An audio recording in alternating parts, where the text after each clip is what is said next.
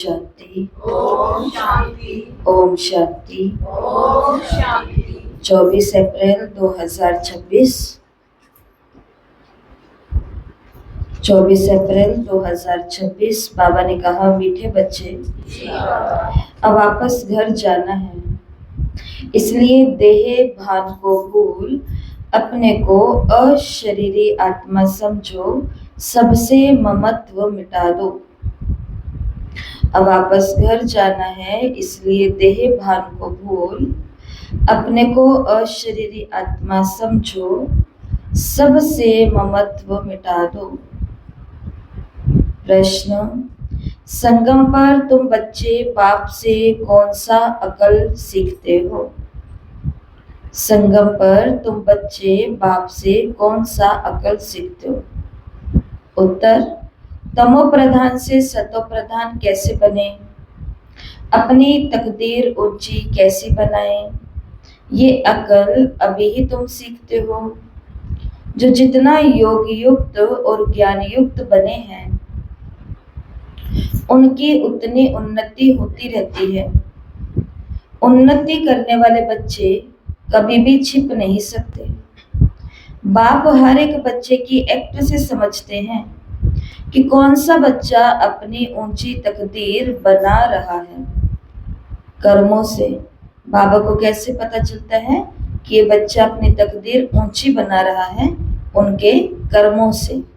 क्योंकि तकदीर ऊंची कैसे बनेगी? श्रेष्ठ कर्मों से। श्रेष्ठ कर्मों से।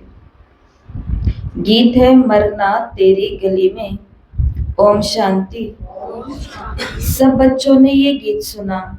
बच्चे कहने से सर्व सेंटर के बच्चे जान जाते हैं कि बाबा हम ब्राह्मणों के लिए कहते हैं कि बच्चे ये गीत सुना जीते जी गले का हार बनने के लिए, अर्थात मूल वतन में जाए बाबा के घर रहने के लिए। वो शिव बाबा का घर है ना, जिसमें सब शालिग्राम रहते हैं। बच्चे ब्राह्मण कुलभूषण स्वदर्शन चक्रधारी जानते हैं कि बरोबर वही बाबा आया हुआ है। कौन सा बाबा? जो परम धाम में रहता है। तो बच्चे जानते हैं कि बाबा बरोबर आया हुआ है। कहते हैं अभी तुमको अशरीरी बनना है, अर्थात देह के भान को भूलना है। ये पुरानी दुनिया तो मिट जाएगी, इस शरीर को तो छोड़ना है, अर्थात सबको छोड़ना है, क्योंकि ये दुनिया ही खत्म होनी है। तो अब वापस चलना है घर। अभी बच्चों को वो खुशी होती है, क्योंकि आधा कल्प घर जाने के लिए बहुत धक्के खाए हैं, परंतु रास्ता मिला नहीं। और ही भक्ति मार्ग का चहचटा और ही भक्ति मार्ग का दिखावा देखकर मनुष्य फंस पड़े हैं। ये है भक्ति मार्ग की दलदल, जिसमें मनुष्य मात्र गले तक फंसे हुए हैं। अब बच्चे कहते हैं बाबा हम पुरानी दुनिया पुराने शरीर को भूलते हैं, अब आपके साथ अशरीरीपन घर चलेंगे। सबकी बुद्धि में है परमपिता परमात्मा परम धाम से आए हैं। किस लिए आए हैं? बोलो, परमपिता परमात्मा परम धाम से आए हैं। किस लिए आए हैं?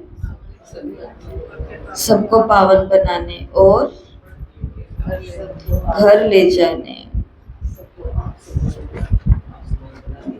घर ले जाने के लिए। और जो बाप समान नहीं बनेंगे उन्हें वो घर लेके जाएगा कि नहीं लेके जाएगा? जो पावन नहीं बनेंगे उन्हों को लेके जाएगा कि जाएगा? तो बाबा आए हैं किस लिए? आज बाबा ने कहा सबको घर ले जाने के लिए। सबकी बुद्धि। तो बाबा ने कहा सिर्फ कहते हैं तुम पवित्र बन हमको याद करो, जीते जी मरना है। तुम जानते हो वहां घर में आत्माएं रहती हैं, सो भी आत्मा तो बिंदी है। निराकारी दुनिया में सब आत्माएं चली जाएंगी, जितने मनुष्य हैं उतनी आत्माएं वहां होंगी। आत्माएं उस ब्रह्म महतत्व की कितनी जगह लेती है? शरीर इतना बड़ा है, उसको कितना स्पेस चाहिए, कितनी जगह चाहिए शरीर को? शरीर को कितनी जगह चाहिए? शरीर को कितनी जगह चाहिए? जितना बनाओ वो कम है, इतनी जगह चाहिए। यहाँ मैं खाती हूँ, यहाँ मैं सोती हूँ, यहाँ मैं टीवी देखती हूँ, यहाँ मैं सबके साथ बातचीत करती हूँ, यहाँ मैं पूजा करती हूँ, यहाँ ये, यहाँ रसोई आदि आदि। शरीर को कितना बड़ा स्पेस चाहिए, बहुत ज़्यादा। बिठाने के लिए भी कितना बड़ा स्पेस चाहिए। लेकिन आत्मा जब परम धाम में बैठेगी तो कितने स्पेस में बैठेगी? एकदम अति सूक्ष्म बिंदु है। तो बाबा ने कहा शरीर तो इतना बड़ा, कितना स्पेस लेता, बाकी आत्मा को कितनी जगह चाहिए। हम आत्माएं कितनी छोटी जगह लेंगी, बहुत थोड़ी। बच्चों को ये सब बातें बाप द्वारा सुनने का सौभाग्य अभी मिला है। तो ये किसका सौभाग्य? ये हमारा सौभाग्य कि हमें ये बातें सुनने का मौका मिल रहा है, समय मिल रहा है, और ये बुद्धि, ये अकल मिली है कि हम ये बातें सुन भी रहे हैं बैठ के। बातें बतलाते हैं कि तुम बिना शरीर के आए थे, फिर शरीर धारण कर पाठ बजाया, अब फिर जीते जी मरना है, सबको भूलना है। बाप आकर के मरना सिखलाते हैं, कहते हैं अपने बाप को, अपने घर को याद करो, खूब पुरुषार्थ करो, योग में रहने से पाप नाश होंगे, फिर आत्मा तमो प्रधान से सतो प्रधान बन जाएगी। इसलिए बाप राय देते हैं, कल्प पहले भी कहा था कि देह के सब संबंध छोड़ मामेकम याद करो। सबका एक तो वही है ना। तुम प्रजापिता ब्रह्मा के मुख वंशावली बच्चे हो, जो ज्ञान पाते रहते हो। शिव के बच्चे तो हो ही, ये तो सबको निश्चय है कि हम भगवान के बच्चे हैं, परंतु उनके नाम रूप देश काल को भूलने के कारण भगवान से किसी का भी इतना लव नहीं रहता। बाबा ने कहा किसको दोष नहीं देते, ये भी ड्रामा में नोंद है। बाप समझाते हैं, तुम आत्मा कितनी छोटी सी बिंदी और उसमें 84 जन्मों का पाठ नोदा हुआ है। कितना वंडर है, आत्मा कैसे शरीर लेकर के पाठ बजाती है। अभी तुमको बेहद के पाठ का पता पड़ा है। ये ज्ञान और कोई को नहीं है। तुम भी देह अभिमानी थी, अभी कितना पलटा खाया है, वो भी हर एक की तकदीर पर है। कल्प पहले वाली तकदीर का अब साक्षात्कार हो रहा है। दुनिया में कितने ढेर मनुष्य हैं, हर एक की अपनी तकदीर है। जैसा जैसा जिसने कर्म किया उसी अनुसार दुखी सुखी साहूकार गरीब बनते हैं। बनती आत्मा है। आत्मा कैसे सुख में आती है, फिर दुख में आती है, ये सब बातें बाप बैठ समझाते हैं। बाबा ने कहा तमो प्रधान से सतो प्रधान बनने का अकल बाप ही सिखाते हैं। कल्प पहले मुआफिक, जितना जिसने अकल पाया उतना ही अब पा रहे हैं। पिछले कल्प, पहले कल्प में संगम युग पर जितना उन्नति के लिए बुद्धि पाई, बाबा ने कहा वही साक्षात्कार अब हो रहे हैं, अर्थात उतनी ही तकदीर अब जगती है। जो अच्छा योग युक्त ज्ञान युक्त होगा वो सर्विस भी करता रहेगा। पढ़ाई में सदैव उन्नति होती रहती है। कई बच्चे जल्दी उन्नति को पा लेते हैं और कोई बहुत माथा खपाते हैं। कई हैं जो देरी से आए लेकिन अपना ज्ञान, अपना योग और सेवाएं, इन सभी में जल्दी जल्दी लग गए तो उनकी क्या होने लग गई, उन्नति होने लग गई। कई हैं जो बहुत पहले आए लेकिन अभी तक भी क्या कर रहे हैं, क्या शब्द यूज किया बाबा ने, अभी तक बाबा ने कहा माथा ही खपवा रहे हैं। अभी तक भी किसी को सोचना पड़ रहा है उनके बारे में। बाबा ने कहा तो हम कौन से बच्चे हैं, जल्दी उन्नति करने वाले कि माथा खपाने वाले? माथा नहीं खपाओगे पक्का हेल्प करोगे? तो देखो बाबा को तो माथा है नहीं, निराकार को तो माथा है नहीं, और वो अपना माथा खपाता भी नहीं है। वो उस दिन आपको उदाहरण बताया था, बहुत अच्छा मुझे वो उदाहरण लगता है। सूर्य अपना माथा नहीं खपाता, एक एक के पास जा करके इसको रोशनी दे दूं, इसको फल फूल रंग सब कुछ भर दूं, वो कुछ नहीं माथा खपाता। वो तो अपनी जगह एक जगह रुक गया है। अब पृथ्वी जैसे जैसे घूमेगी, जो जो सूरज के सामने आएगा वो प्रकाश को पाता जाएगा, पानी भी शुद्ध होता जाएगा, हवाएं भी अच्छी होती जाएंगी, लोग कहेंगे दिन भी आज खुल करके निकला है, उजाला ही उजाला हो जाएगा। तो वैसे ही भगवान अपना माथा नहीं खपाता है, भगवान शिव बाबा अपना बिल्कुल माथा नहीं खपाता। कोई बच्चा आया, कोई गया, किसी ने बहुत सर्विस की, उन्नति की, महिमा कराई बाबा के यज्ञ की, किसी ने बहुत डिससर्विस की और बहुत गलानी कराई बाबा के यज्ञ की। शिव बाबा को इन बातों से कोई प्रॉब्लम नहीं है, शिव बाबा को इन बातों से कोई सिर दर्द नहीं होता है, कोई माथा नहीं खपता है, क्योंकि उसे पता है कि मैं कौन हूँ, मैं सूर्य हूँ। जिसको मेरे से जो लेना है वो मेरे पास आएगा और लेगा। जो माथा खपाने वाला भी है, मान लो संसार में भगवान का कोई बच्चा, वो भगवान को भी टेंशन देने के बाद टेंशन फ्री होने के लिए भी किसके पास जाएगा? भगवान के पास ही जाएगा। इसलिए वो टेंशन नहीं लेता है, क्योंकि वो ड्रामा को बहुत बहुत बहुत अच्छे से जानता है। और क्यों जानता है? क्योंकि वो चक्रव्यूह के अंदर नहीं आया है, वो बाहर ही खड़ा है। इसलिए उसको सब दिख रहा है कि ये गरीब क्यों बना है, क्योंकि इसका ये कर्म कहानी रही। ये साहूकार क्यों बना, क्योंकि इसकी ये कर्म कहानी बनी। फिर दूसरी बात बाबा ने कही, ये दुखी क्यों बना, क्योंकि इसकी ये कर्म कहानी रही। और सुखी भी क्यों बना, तो वो ऊपर से चक्रव्यूह से बाहर निकल करके सब देख रहा है। तो यहाँ माथा खपने या फिर बहुत खुशी वाली बातें सारी किससे जुड़ी हुई है? निमित्त से जुड़ी हुई है, निमित्त से जुड़ी हुई है। इसलिए बाबा ने कहा कोई दो कैटेगरी के बच्चे हैं।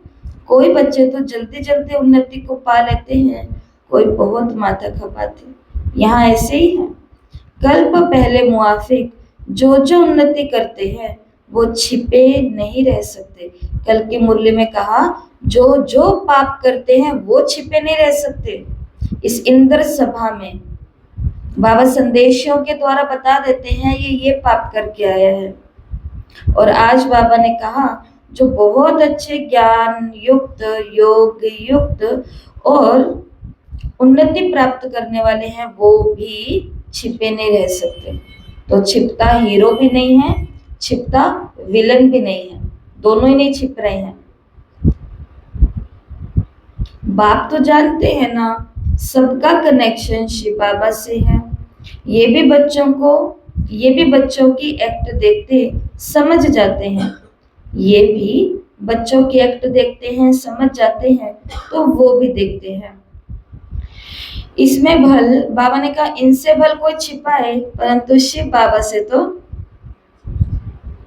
निमित्त से छिपा सकते हैं। शिव बाबा से छिपा सकते हैं? नहीं छिपा सकते। माता जी आज आप क्यों नहीं आए? दीदी मेरी सुबह बहुत तबीयत खराब थी इसलिए नहीं आई। उसने तो मान लिया आपकी तबीयत खराब थी, क्योंकि तबीयत तो सबकी खराब ही रह रही है। लेकिन शिव बाबा से छिपा सकते हैं कि माता जी क्यों नहीं आई? क्योंकि माता जी तो बिस्तर में खराटे मार रही थी। बाबा को पता है ना, इनसे छिपा सकते हैं, इनसे छिपा सकते हैं, लेकिन शिव बाबा से छिपा नहीं सकते। और जरा सोचो, सच्चा सत्यम शिवम जो सुंदरम है, सचखंड को लाने वाला, उसके आगे अगर इतना सा भी हमने झूठ बोल दिया तो हमारी कितनी बड़ी इंसल्ट हो जाएगी। लोग इंसल्ट से डरते हैं, और भगवान के आगे हम रोज अपनी इंसल्ट करा लेते हैं। इंसानों के आगे इज्जत बना के रखिए, बढ़िया। जबकि बाबा ने मुरली में बोला, मरने वाले हैं सारे, इन मुर्दों के आगे इज्जत बनाने से क्या होएगा? कोई हमें राजा बना देगा क्या? कोई नहीं बनाएगा। ये सारा संसार अभी सिर्फ फायदे का बन चुका है। ये सारा संसार, कल की मुरली में कितना सुंदर बाबा ने कहा, समय कैसा चल रहा है, बहुत नाजुक चल रहा है। कोई किसी का कुछ नहीं है, कोई कुछ नहीं है, कोई भी कुछ नहीं है। तो अपने को अपनी इज्जत उसके आगे बनानी है जो मेरे को 84 जन्म सुख देने वाला है, प्राप्ति देने वाला है, अच्छा परिवार देने वाला है, अच्छा कपड़ा देने वाला है, अच्छी छत देने वाला है। और उसके आगे रोज हम अपने क्या करा लेते हैं? याद रखना ये बात। ये जितने भी जिनके भी हम चित्र देखते हैं, माना धर्म पिता है, ना केवल धर्म पिता है, लेकिन आज भी संसार में बहुत महान विभूतियां बैठी हैं। वो महान से महान आत्माएं, भले वो कोई भी कल्चर में है, कोई भी धर्म में है और कोई भी व्यवसाय में है, वो भी आज अच्छे से अच्छे क्यों चल रहे हैं? कारण सिर्फ एक ही होता है, क्योंकि उन्हें पता है कि यहाँ मुझे अपनी इज्जत नहीं बनानी है, मुझे मेरी सारी इज्जत जो है वो किसके आगे बनानी है? भगवान के आगे बनानी है।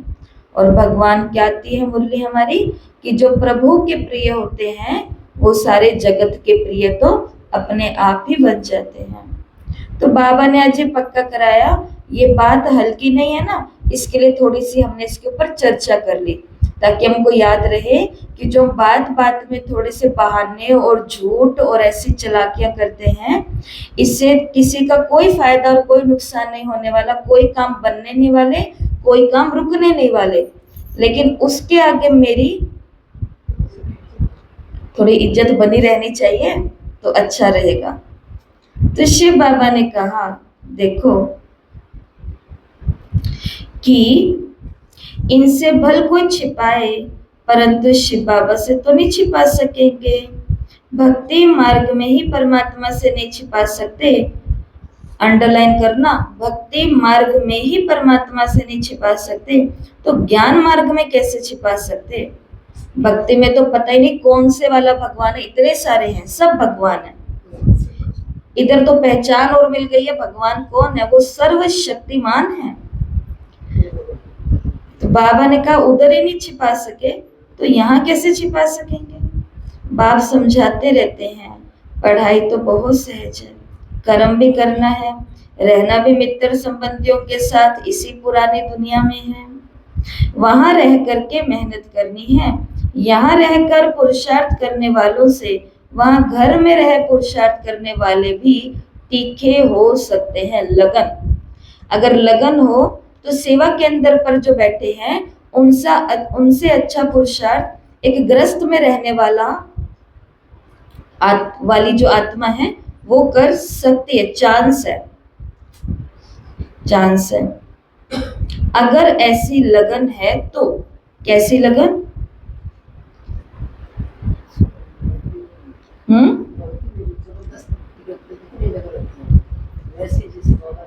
किस चीज की लगन चाहिए? उसको मिलने की, उससे प्राप्तियां करने की, सतयुग में जाने की, ज्ञान युक्त योग युक्त जीवन जीने की। तो बाबा ने कहा अगर ऐसी लगन हो तो पुराने मित्र संबंधियों के साथ रहते हुए भी पुरुषार्थ कर सकते हैं गले का हार बनने की। शास्त्रों में अर्जुन और भील का मिसाल है ना, क्या है कहानी सबको मालूम है। अर्जुन ने पूरी ट्रेनिंग ली थी गुरु से, और जो ये था एकलव्य, अंगूठा एकलव्य जो था उसको तो गुरु भी नहीं मिला था, क्योंकि जाति की बात आ गई थी तो उसको गुरु भी नहीं करने दिया था। लेकिन उसने दूर कहीं पर गुरु की मूर्ति बना करके और सब कुछ देख देख करके सीख लिया दूर से। सिर्फ देख देख करके भी सीखा जा सकता है। ये किसने बताया? एकलव्य ने बताया, और वो अर्जुन से भी अच्छा धनुर्धर बन गया।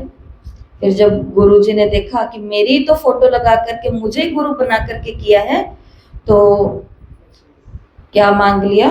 अंगूठा मांग लिया। और ये कहानी आपको बताइए ना, एकलव्य का ये अंगूठा लिया। उससे पहले जो तीरंदाजी होती थी वो अंगूठे और अंगुलियों के माध्यम से होती थी, लेकिन आज जो पूरे वर्ल्ड के अंदर ओलंपिक्स होते हैं ना ये गेम, तो इनके अंदर और पूरे वर्ल्ड में जो भी गेम चल रहे हैं उनमें से जो ये तीरंदाजी वाला गेम है, ये आज भी वो एकलव्य वाला ही चल रहा है।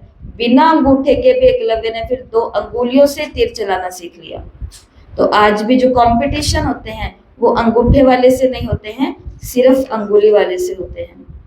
कहने का भाव, अंगूठा भी ले लिया तो भी उसने इतना सुंदर ट्रेनिंग ली थी दूर से अपने गुरु से कि उसने बिना अंगूठे के भी अपना कर्म करना नहीं छोड़ा। एक से लव एकलव्य एकलव्य। इसका बाबा बांदेलियों का देते हैं तो उनको आने नहीं देते, मगर इस लव में वो महाराजा भी बन सकती है, वो महाराजा भी बन सकती है। इसलिए तो बाबा ने अंदर और बाहर रहने वालों में एक शब्द को जोड़ लिया, लगन को। अंदर जो बैठी है उसको सब माल तैयार मिल रहा है, लेकिन उसको कोई लगन नहीं है। हाँ, क्लास के समय क्लास करा दी, योग के समय योग करा दिया, जाना है तब ले गए, बैठना है तब बैठ के, बस जैसे चल रहा है सफल करवा लिया, भाग्य बनवा लिया, लेकिन लगन नहीं है। बाबा ने कहा और कोई घर बैठी है उसके अंदर बहुत बहुत बहुत लगन है। तो मिसाल दे दिया बाबा ने अर्जुन और भील का। भील बल बाहर रहने वाला था, लेकिन अभ्यास से वो अर्जुन से भी तीर चलाने में होशियार हो गया। सारी किसकी बात है? अपने लगन की, अपनी बुद्धि की, और आज की मुरली में बाबा ने शब्द यूज किया अपनी अक्ल। दिमाग तो खुद का चलता है ना, विवेक तो खुद का होता है कि नहीं होता। बाबा ने कहा तो ग्रस्त व्यवहार में रहे, कमल फूल समान रहना है। ये भी तो मिसाल देखेंगे। बाबा ने कहा आने वाले समय में, तब कहा था कि ये भी तुम एक मिसाल देखेंगे कि ग्रस्त व्यवहार में रहकर बहुत अच्छी सेवा कर सकते हैं।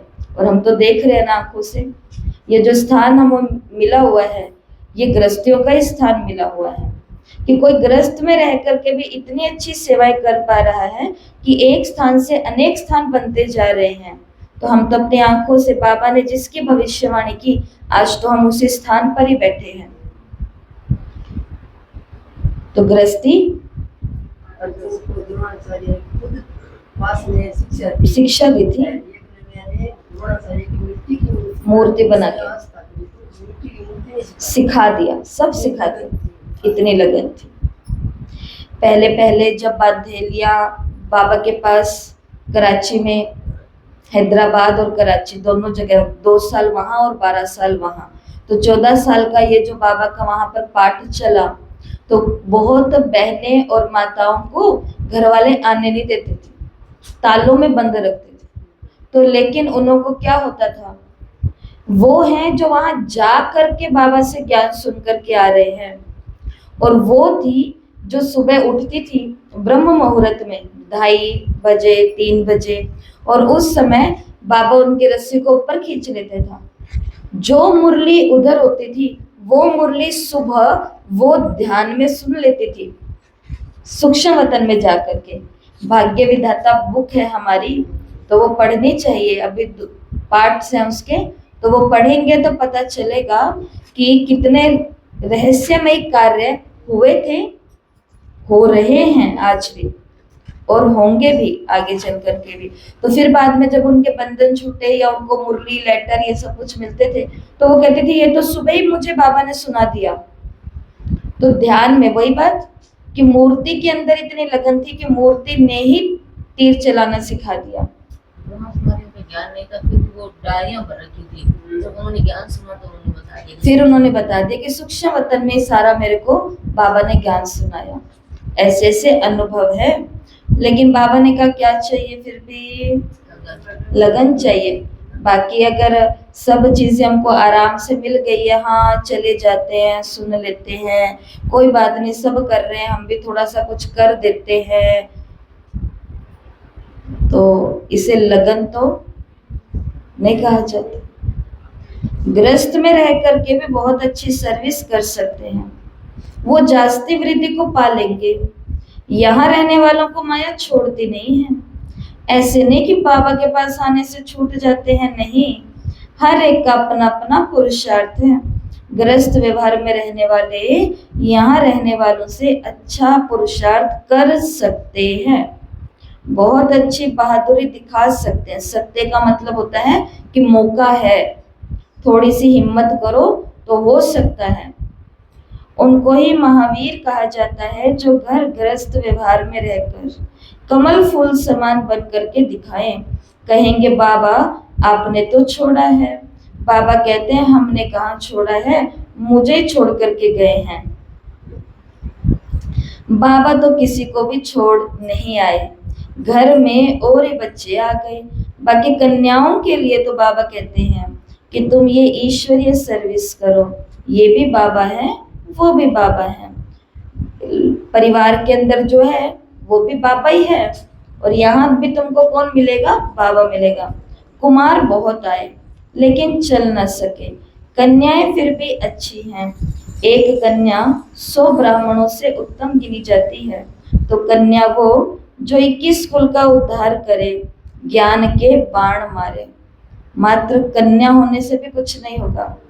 कौन सी कन्या बनना पड़ेगा? ये ज्ञान वाली कन्या बनना पड़ेगा। तो एक के अंदर कितने ब्राह्मण हैं? 100 हैं। एक कुमार के अंदर कितने ब्राह्मण हैं? 700 हैं। एक युगल के अंदर कितने ब्राह्मण हैं? 1000 है। ऋषि मुनि, ऋषि ब्राह्मण नहीं, ऋषि। शिव बाबा ने कहा, समझ में आई ये बातें? गृहस्थ बाबा ने, बच्चे बाबा को कह रहे हैं बाबा आपने हमें छोड़ दिया। बाबा ने कहा मैं तो किसी को नहीं छोड़ता, मुझे छोड़ छोड़ करके चले जाते हैं। जब बढ़िया सीख लेते हैं, बढ़िया पढ़ लेते हैं, बढ़िया तरीके आ जाते हैं, कह रहे ये तो मैं मन मन से घर बैठे बैठे भी कर सकता हूँ। अब हमको क्या जरूरत है इन सब चीजों की? अब आपको जरूरत नहीं, अब उसको जरूरत ही आपकी। बच्चे को 25 साल तक माँ बाप ने पढ़ा लिखा दिया, खर्चा पानी सब कुछ उसको कर दिया।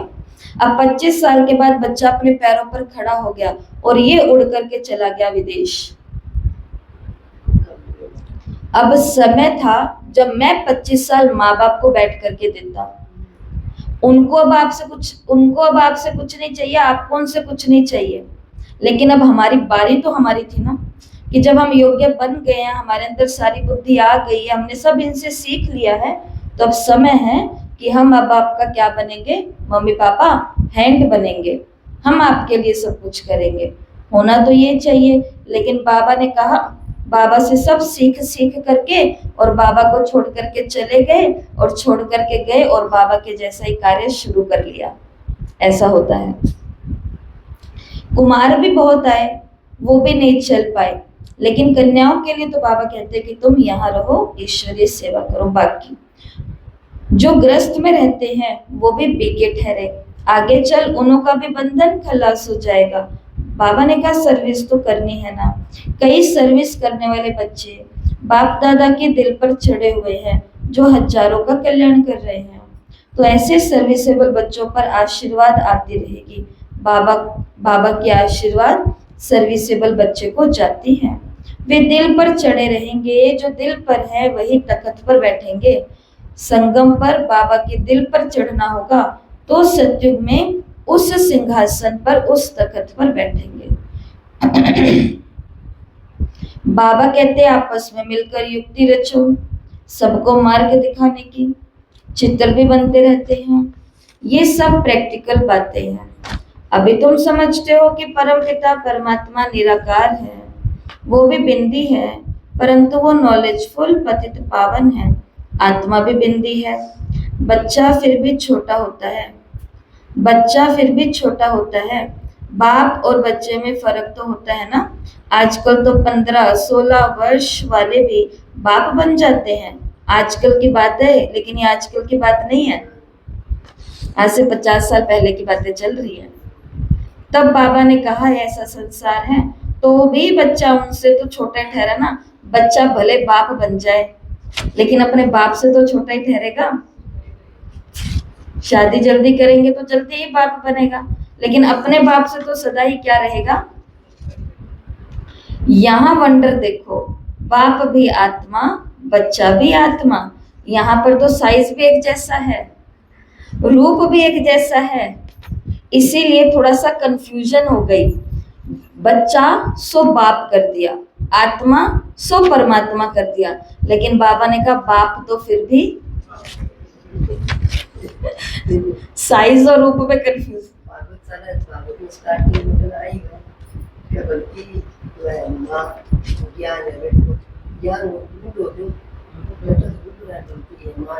वो जवान है उसी से, भक्ति माँ और ज्ञान और वैराग्य बच्चा बूढ़ा हुआ। वो बुजुर्ग हो गए हैं, क्योंकि किसी के अंदर भी ज्ञान नहीं है, किसी के अंदर भी वैराग नहीं है। तो बाबा ने तो देखो कहा, तो भी बच्चा तो उनसे छोटा ठहरा ना। यहाँ वंडर देखो, बाप भी आत्मा, बच्चा भी आत्मा, वो है सुप्रीम आत्मा नॉलेजफुल। बाकी सब अपनी पढ़ाई अनुसार नीच ऊंच पद पाते हैं। सारा मदार पढ़ाई पर है। अच्छा कर्म करने से ऊंच पद पा लेंगे। अभी तुम बच्चों को सृष्टि के आदि मध्य अंत का ज्ञान है। स्वर्ग में सिर्फ भारत ही था और कोई खंड नहीं था। तो छोटी न्यू इंडिया में अपना स्वर्ग दिखाएं। जैसे द्वारिका नाम नहीं, लक्ष्मी नारायण की डिनाइस्टी का राज्य दिखना चाहिए। बुद्धि भी कहती है सतयुग में पहले डेट्री डिनाइस्टी का राज्य होगा। उनके गांव होंगे, छोटे छोटे इलाके होंगे। वो भी विचार सागर मंथन करना है। साथ साथ शिव बाबा से बुद्धि का योग भी लगाना है। हम याद से ही बादशाही लेते हैं, याद से कट उतरती है, इसमें ही सारी मेहनत है। बाबा ने कहा कईयों की बुद्धि बाहर में ही धक्का खाती रहती है, यहाँ बैठे भी सारा समय याद में नहीं रह सकते, बुद्धि और तरफ चली जाएगी। हम तो यही है कि बाहर है, हम तो सभी यही हैं, बाहर तो नहीं गए। आज बाबा ने धक्का खा लिया, ऐसा बोल दिया। एक बार तो घूम जाए। आते हैं, कहाँ घूम के आते हैं? कहीं तो जाते हैं, कहीं नहीं जाना अपन को, कहीं नहीं जाना अपन को कहाँ रहना है? यहीं रहना है। वो सायरन बज रहा है। तो बाबा ने कहा भक्ति मार्ग में भी ऐसा होता है। श्री कृष्ण की भक्ति करते करते बुद्धि कहीं और ही चली जाती है। नोदा भक्ति वाले दीदार के लिए बहुत मेहनत करते हैं, कितने घंटे बैठ जाते हैं। श्री कृष्ण के सिवाय और कोई की याद ना आए, बहुत मेहनत है। इसमें ही 8 की और फिर 16,008 की माला होती है। वो 16,008वां कैसे बना और वो 1 नंबर कैसे बना? बाबा ने कहा ये सारा किसका खेल है? बुद्धि की एकाग्रता का। एकाग्रता। वो तो लाखों की माला भी दिखाते हैं, लेकिन ज्ञान मार्ग की माला बहुत कीमती है। भक्ति मार्ग की सस्ती है, क्योंकि इसमें जो है बाबा ने कहा थोड़ी रूहानी मेहनत है। श्री कृष्ण को देख खुश होकर के डांस करते हैं। भक्ति और ज्ञान में रात दिन का फर्क है। तुम्हें ये नहीं समझाया जाता कि श्री कृष्ण को याद करने से कट निकलेगी। यहाँ तो ये समझाया जाता है कि जितना बाप को याद करेंगे उतना पाप नाश होंगे। तुम बच्चे अभी योग बल से विश्व के मालिक बनते हो, वो किसी को स्वप्न में भी ख्याल नहीं होगा।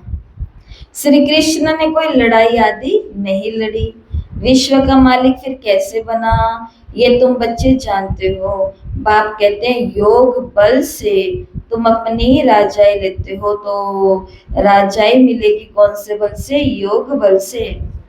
आपको बताया था क्या कि कल एक माता जी मिले, कहते कि दीदी आपने सत्संग किया, हमें बहुत अच्छा लगा। आपने सत्संग किया, हमारे बच्चों को बहुत अच्छा लगा। आपने हमारा स्टेटस अपने फोन पर लगाया, हमारे बच्चों को बहुत ज्यादा अच्छा लगा। वो कहते ज्ञान ये कितना अच्छा है, बाबा का फोटो कितना अच्छा है, और वो दीदी भी कितने अच्छे हैं। पर माँ दीदी के साथ चली मत जाना हमें छोड़ के। हमने कहा माता जी नहीं लेके जाएंगे आपको, हमें आपसे कोई काम नहीं है। क्योंकि आप यहाँ पर भी बूढ़ी माता बन करके बैठे हो, वहां पर भी बूढ़ी माता बन करके बैठोगे। हम आपसे कुछ नहीं करवा सकते वहां पर, इसलिए आप यहीं पर ही बैठो। इतना हंसे और सबको इतना हंसाया, आनंद हो गया। और इसके अंदर सबको ये क्लैरिटी भी मिल गई कि हमें आपकी मम्मियों से कोई लेना देना नहीं है। ये यहाँ आ रही है क्योंकि 23 घंटे उधर संसार के अंदर इनको बहुत कुछ करना पड़ रहा है इस उम्र में आके भी। ये 1 घंटा ही तो ऐसा स्थान है जहां पर उनको बिठा करके भगवान उन आत्मा का श्रृंगार कर रहा है, मानव उस आत्मा को हंसा रहा है, सुख दे रहा है, आनंद दे रहा है, टेंशन फ्री बनने की युक्ति सिखा रहा है। तो हमें माता जी आप नहीं चाहिए। कहते कि नहीं नहीं फिर थे केशो कि बोखी माँ मन की बतायो को नहीं। तो अच्छा है, देखो संसार में कितनी आत्मा को पता ही नहीं है। वो कहते ये कौन सा धर्म है, ये कौन से वाले भगवान की फोटो, ये भगवान तो देखा ही नहीं जिसको ना आंखें हैं। ज्योति बिंदु हमारा बाबा, ये बताओ ये है भगवान। वंडरफुल है कि नहीं है? कितना सस्ता लेकिन कितना अनमोल। चिंतन करें तो सब कुछ बाबा ने हमें बहुत सस्ता, इजी, सहज, नजदीक सब कुछ हमें मिल गया। लेकिन हर चीज उतनी ही वैल्यूएबल है, उतनी कीमती है। नहीं समझ आता तो भी नहीं समझ आता। ये तो भाग्य है हमारा, ये तो नसीब है हमारा, ये तो किस्मत है हमारी। लेकिन इस किस्मत को और ज्यादा पॉलिश करनी है अभी अपन को। और वो कैसे होगी? योग बल से राजाई मिलेगी। परंतु अगर तकदीर में नहीं है तो तदबीर भी नहीं करते, माना ध्यान नहीं देते, सर्विसेबल नहीं बनते। बाबा तो डायरेक्शन देते रहते हैं कि ऐसे ऐसे प्रदर्शनी करो, कम से कम 150-200 प्रदर्शनियां एक दिन में हो। ये लो जी प्रोजेक्ट आया है आपके लिए। एक दिन में 150-200 प्रदर्शनियां होनी चाहिए। मतलब जितने भी उस समय इतने सेंटर थे, सैकड़ों के अंदाज में। तो बाबा ने कहा भाई माउंट आबू में बाबा के पास रिपोर्ट आनी चाहिए कि बाबा कल के दिन में इतनी प्रदर्शनियां होगी। मतलब हमारे शहर में 2 हो गई, हमारे शहर में 1 हो गई, हमारे शहर में बाबा 1 हो गई, ऐसे करके। जहां तक मेरी बुद्धि कहती है यही बात होगी, क्योंकि एक दिन में तो 150-200 करना थोड़ा सा पॉसिबल। हाँ, अगर स्टूडेंट इतने ज्यादा हैं और वो सभी के सभी स्टूडेंट एकदम सर्विसेबल हैं, अपने बलबूते पर जाना, खर्चा करना, लोगों को इकट्ठा करना, सब इंतजाम करने, अगर ऐसे हैं तो एक दिन में 150-200 हो सकते हैं। तो बाबा आज सर्विसेबल बुद्धिमान बच्चे जो यहाँ बैठे हैं ना, उनको डायरेक्शन दे रहे हैं। बाबा तो डायरेक्शन देते रहते हैं कि ऐसे ऐसे प्रदर्शनी करो, कम से कम 150-200 प्रदर्शनियां एक दिन में हो। गांव गांव में जाओ, चक्कर लगाओ, जितने सेंटर्स उतनी प्रदर्शनियां। एक एक सेंटर पर प्रदर्शनी होने से समझाने में सहज हो जाएगा। सेंटर भी दिन प्रतिदिन बड़े होते जाएंगे, जो चित्र आदि भी रख सकें। चित्रों के भी इन्वेंशन निकलती रहती है। सेंटर बड़े क्यों चाहिए? क्योंकि सेवाएं बढ़ती है तो सामान देखो इकट्ठा होता है तो सामान कहाँ रखेंगे? अपने सिर के ऊपर लेकर के थोड़ी ना घूमेंगे।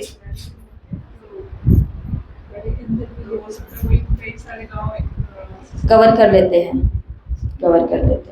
तो बाबा ने कहा कि देखो ऐसे भी इन्वेंशन निकलती रहती है, चित्रों की भी। वैकुंठ का चित्र खूबसूरत महलों आदि के भारत का बनाना चाहिए। आगे चल समझाने के लिए अच्छे अच्छे चित्र निकलते जाएंगे। वानप्रस्थ अवस्था वाले, ठीक है भाई, 60 को जिन्होंने क्रॉस कर लिया है वो जरा और ज्यादा ध्यान से सुनना। वानप्रस्थ अवस्था वाले घूमते फिरते भी सर्विस करते रहे। वानप्रस्थ अवस्था वाले क्या करो? बाबा ने कहा बैठे नहीं रहना, बल्कि आपको तो बाबा ने आज कह दिया घूमते फिरते क्या कर दो? सेवा कर दो। जिनका भाग्य उदय होगा वो निकल आएंगे। ये तो बाबा ने अच्छी अच्छी बातें बोली, लेकिन इस बीच में बाबा ने थोड़े और बच्चों को भी याद कर लिया।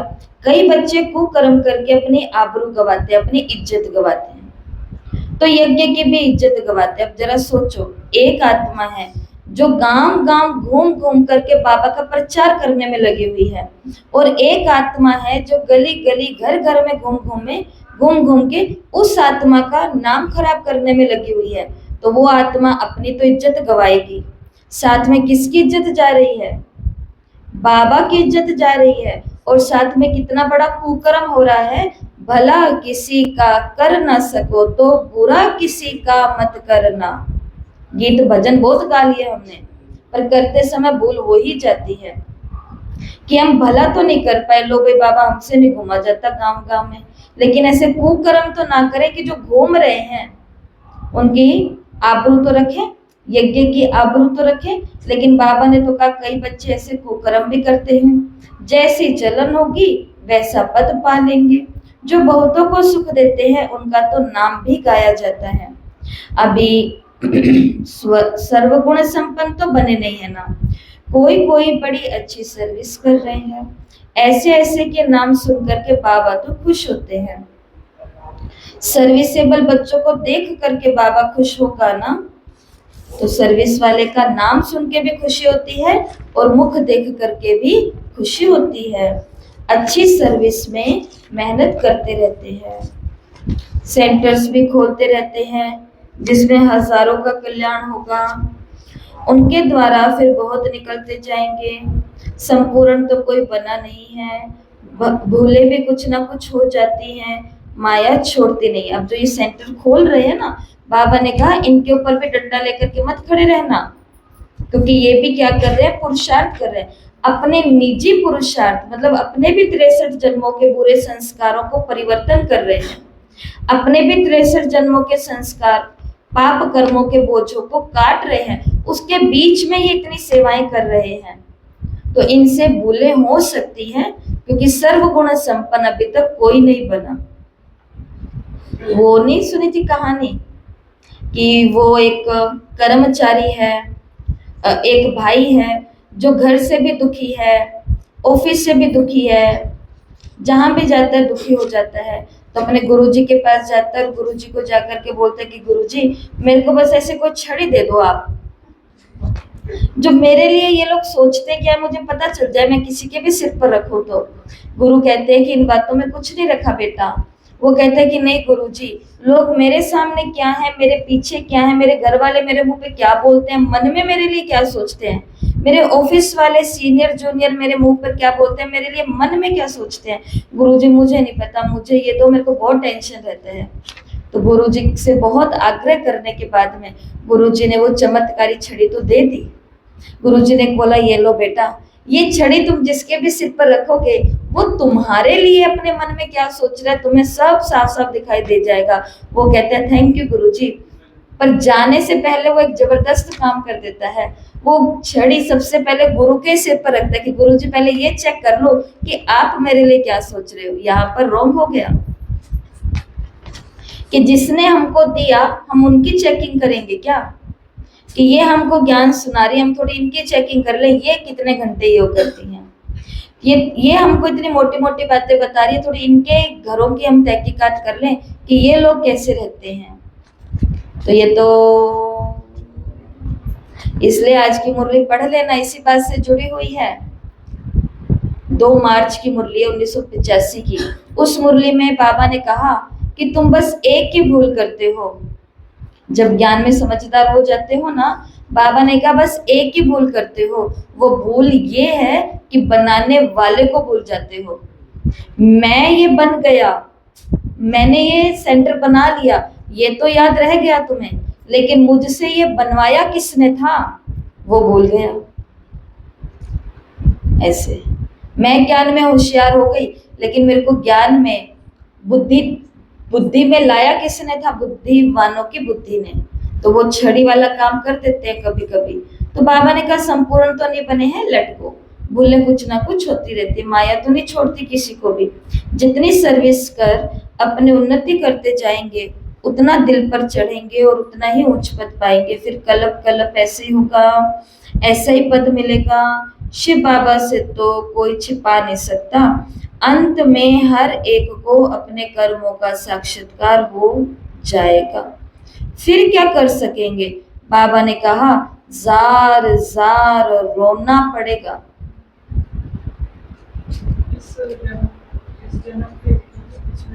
सब जन्मों के दिखेंगे। अगर अपनों ने योग करके पिछले जन्मों के नहीं काटे हैं ना, जैसे एक बहन थी, उसको बहुत अभिमान था, मेरी प्योरिटी, यहाँ नहीं बैठना, ये नहीं करना। वो एक होता है स्वमान और एक होता है अभिमान। मेरी पवित्रता, ये सभी तो गृहस्थी में रहते हैं ऐसे ही है। मेरी पवित्रता, ये सभी तो गृहस्थी में रहते हैं ऐसे ही है।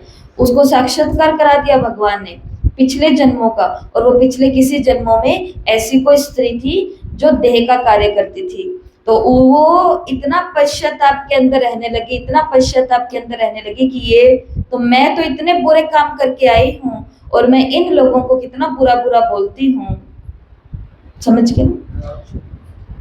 तो अगर काटे नहीं ना अगर हमने भी योग से, तो इस जन्म के तो दिखेंगे सो दिखेंगे अगर कुछ किए हैं तो, नहीं तो सब जन्म की आत्मा भोग करके जाएगी। बाबा ने कहा जार जार रोना पड़ेगा।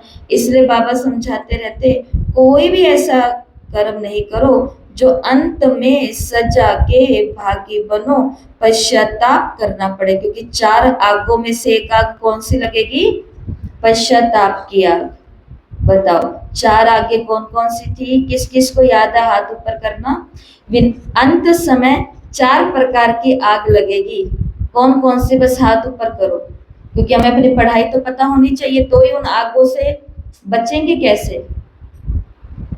पिंकी बहन आप बताओ पहले 2,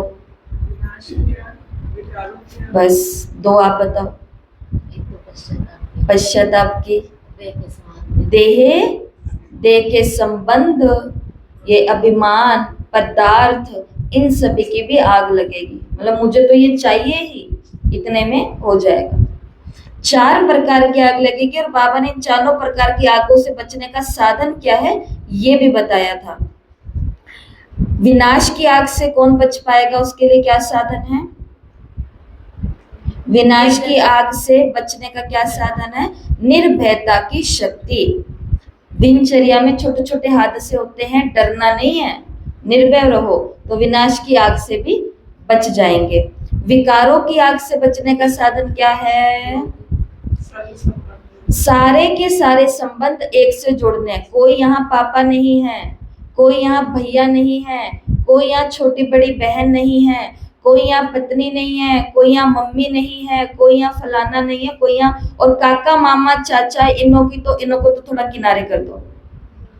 जब यही रिश्ते नहीं रहे हैं तो ये तो थोड़े साइड में है, ये थोड़े इधर ही रहे तो अच्छी बात है। तो सर्व संबंध एक के साथ, मेरा सब कुछ एक है, तो इन से हो पाएगा। कारों की आग से सर्व संबंध तो देखिए संबंधी में थे, इसमें है बाबा संसार है, बाबा ही क्या है? मेरा संसार। और पश्चाताप की आग प्राप्ति की नाव। हर समय कैसे रहो? प्राप्ति स्वरूप रहो, ना भूत में जाना ना भविष्य में जाना, तो पश्चाताप से बचेंगे। अभी तो बाबा ने क्या कहा?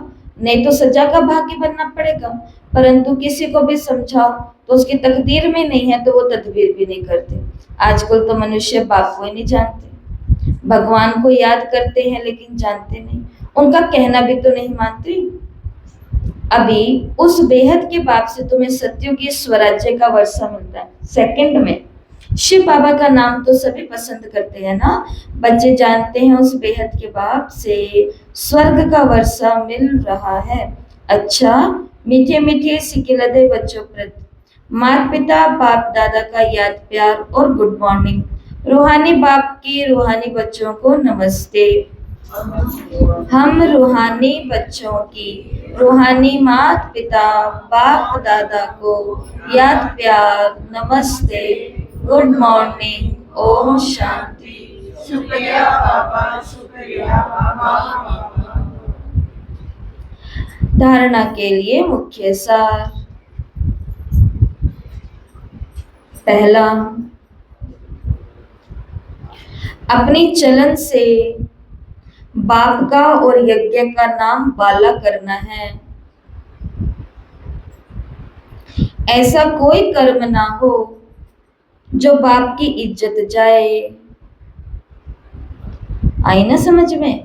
यज्ञ जाकर के माउंट आबू का नाम रोशन नहीं कर सकते हैं हम। यज्ञ हमारे लिए वो महायज्ञ, और हमारे लिए यज्ञ कौन सा है? पहले अपना स्थान। हमने कोई बाहर जाकर के बद चलन चली, बैच लगाया हुआ है, झंडा लगाया हुआ है, जो भी हमने दिखावा दिख रहा है, दिखावा नहीं बोलूंगी सॉरी, जो भी दिख रहा है आंखों से, इससे पता चल जाता है ये ओम शांति वाले हैं, ऐसा कहने का मेरा भाव है। तो लेकिन अगर हमने कोई बद चलन चली तो लोग आपस में बात नहीं करेंगे, ये कौन सी दीदी के पास जाते हैं, कौन सी क्लास में जाते हैं, इनको ये सिखाती है वो बहन जी, होगा या नहीं होगा? तो इज्जत गवाई ना हमने। इसके लिए कोशिश करो कि मेरी चलन से कहीं का नाम बाला और कहीं का नाम बदनाम भी हो रहा है, और हमें क्या करना है? उस तीर्थ, उस मंदिर, उस गुरुद्वारे का नाम बाला का करना। यही तो है गुरु का द्वार। अपनी चलन से बाप का और यज्ञ का नाम बाला करना है। ऐसा कोई कर्म नहीं करना जो बाप की इज्जत जाए, और सर्विस से अपना भाग्य आपे ही बनाना है। ये हमारा भाग्य था जो हम यहाँ पर आए, लेकिन भाग्य के ऊपर भाग्य बनाना अब किसके हाथ में है? हमारे हाथ में। तो सर्विस करो, अपना भाग्य बनाओ। बाबा ने कहा गांव गांव में चक्कर लगाओ, 150-200 प्रदर्शनियां लगाओ, चित्र बनाओ, लोगों को ज्ञान सुनाओ। दूसरा, बाप समान कल्याणकारी बन, सर्व के आशीर्वाद ले, नंबर लेना है। बाप समान कल्याणकारी बनकर सभी की क्या लेनी है? आशीर्वाद लेनी है, आगे नंबर लेना है। ग्रस्त व्यवहार में रहे, कमल फूल समान रहने की अच्छी बहादुरी दिखानी है। वरदान, सतो प्रधान स्थिति में स्थित रहे। सतो प्रधान स्थिति में स्थित रहे, सदा सुख शांति की अनुभूति करने वाले। डबल अहिंसक भव, डबल अहिंसक भव। बाबा ने कहा सदा अपने सतो प्रधान संस्कारों में स्थित रहे, सुख शांति की अनुभूति करना, यही सच्ची अहिंसा है। हिंसा अर्थात जिससे दुख और अशांति की प्राप्ति होती है। तो चेक करो, सारे दिन में किसी भी प्रकार की हिंसा तो नहीं करते। यदि कोई शब्दों द्वारा किसी की स्थिति को डगमग कर देते हैं तो ये भी हिंसा है। हमने आज तक हिंसा किसको समझी? मारना, काटना, इसको हिंसा समझी। लड़ना, झगड़ना, इसको हिंसा समझी। लेकिन आज तो भगवान ने कहा अपने शब्दों से, कोई बहुत अच्छी स्थिति में है लेकिन अपने शब्दों से हमने उसकी स्थिति को बिल्कुल ही नीचे ला दिया, उसको स्वमान से ही गिरा दिया। तो बाबा ने कहा ये भी क्या है? हिंसा है। दूसरा, यदि अपने सतोप्रधान संस्कारों को दबाकर दूसरे संस्कारों को प्रैक्टिकल में लाते हो तो ये भी हिंसा है। शांति का संस्कार दबाकर अशांति का संस्कार लाए, शुद्धता का संस्कार दबाकर के अशुद्ध बोल रहे हैं, अशुद्ध खाना खा रहे हैं, अशुद्ध लोगों के साथ। तो बाबा ने कहा ये भी क्या कर रहे हैं? हम हिंसा कर रहे हैं। इसलिए महीनता में जाकर महान आत्मा की समृद्धि से डबल अहिंसक बनो। तो आज बाबा ने डबल अहिंसक की 2 परिभाषाएं बताई। शब्दों के द्वारा भी किसी को दुख अशांति पहुंचाया तो ये भी हिंसा है। और दूसरा, अपने प्योर संस्कारों को दबाकर और अपने दूसरे माया के रावण के संस्कारों को प्रैक्टिकल कर्म में लाया तो ये भी हम खुद के साथ क्या कर रहे हैं? हिंसा कर रहे हैं। स्लोगन, सत्य के साथ असत्य मिक्स होते ही खुशी गायब हो जाती है। सत्य के साथ असत्य, सच के साथ झूठ मिक्स होते ही खुशी गायब हो जाती है। आज के ये अव्यक्त इशारे हैं। आपका एक एक बोल अलौकिक हो, फरिश्तों के समान हो, हर बोल मधुर हो। इस बात पर अभी अंडरलाइन करो, तब प्रत्यक्षता होगी। क्योंकि अभी तक वाणी की शक्ति व्यर्थ जा रही है। ये बाबा ने हमको रिजल्ट बताई। अभी भी हम बहुत फालतू बोलते हैं, वाणी की शक्ति व्यर्थ जा रही है। इसलिए वाणी में जो बाप को प्रत्यक्ष करने का जौहर और शक्ति होनी चाहिए वो कम है। नहीं तो आज हमको इतने इतने साल हो गए, हमारी वाणी से कितनी आत्माएं तैयार हो जानी चाहिए थी। एक माता ने मेरे को बोला कि दीदी मैं राह चलते हुए किसी को बोल देती हूँ ना कि आप जाओ वहां जाकर के आप ज्ञान सुनो, आपके सारे दुख दूर हो जाएंगे। कहते दीदी मैं तो पहुंचू ना पहुंचू, लेकिन वो इतने दिनों में 7 दिन का कोर्स भी कर लेती है आत्मा। वाणी, तो बाबा ने कहा वाणी में भी क्या भरना है, बाप को प्रत्यक्ष करने का जौहर शक्ति होनी चाहिए, वो भी कम है। और वो शक्ति कैसे बढ़ेगी, वाचा को व्यर्थ से बचाओ तो बाप को प्रत्यक्ष करने का आवाज बुलंद होगा। ठीक है, आज का स्वमान सभी लिख लें। मैं डबल अहिंसक हूं, मैं डबल अहिंसक हूं। तो दोनों प्रकार की हिंसा नहीं करनी है। शब्दों से भी दुख मत देना किसी को, और साथ ही साथ अपने संस्कारों को भी मत दबाना, अच्छे संस्कारों को। ओम शांति।